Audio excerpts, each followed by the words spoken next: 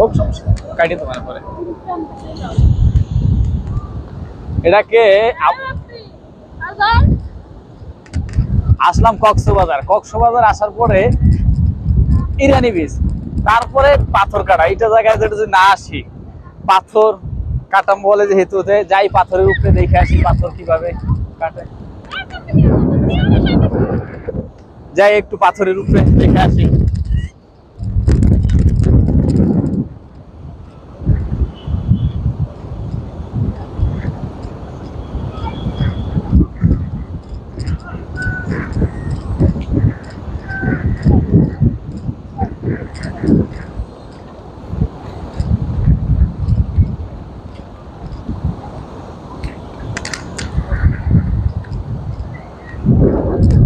দেখা যায় পাথর, भैया भैया সমুদ্রের সেই আনন্দময় জায়গাটা যেটাকে পাথর বলা হয়, পাথর কাটা বলা হয়।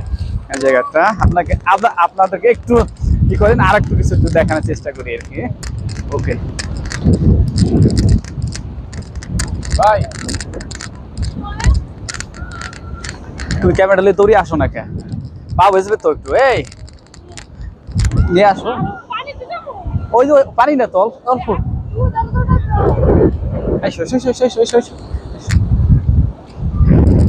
আসো আসো।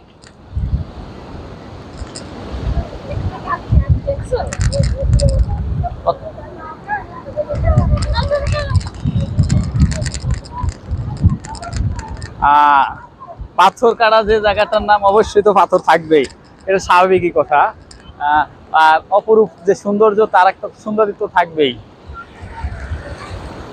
এটার তো বিকল্প নেই। আচ্ছা,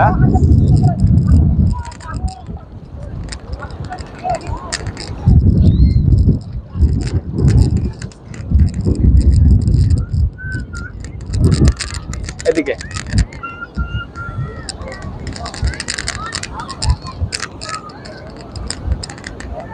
কেমন লাগতেছে পাথর কাটায়?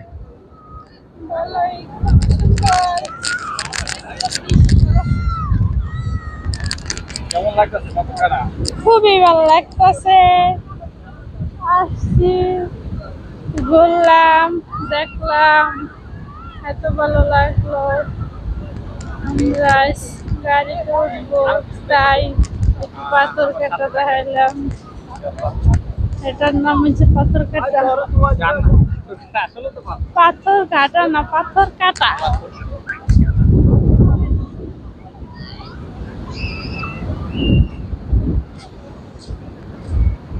ও কেদার না আইতেছে, দেখতেছো না তুমি? বালু মারতেছে, ফাতেমা বালু দিয়ে খেলতেছে। এই ফাতেমা, এই ফাতেমা, এই যে আপু ডাকে, শোন আপু।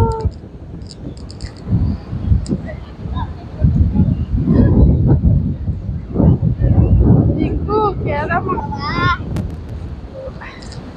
আরে দোয়াই না, যাও।